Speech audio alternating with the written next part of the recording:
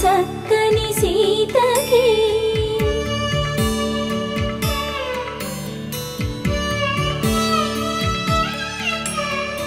ఎర్ర జాబిలి చేయి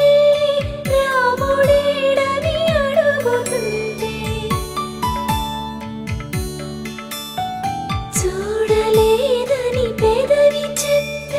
చెప్పలేమని కనులు చెప్పే నల్ల పూసైన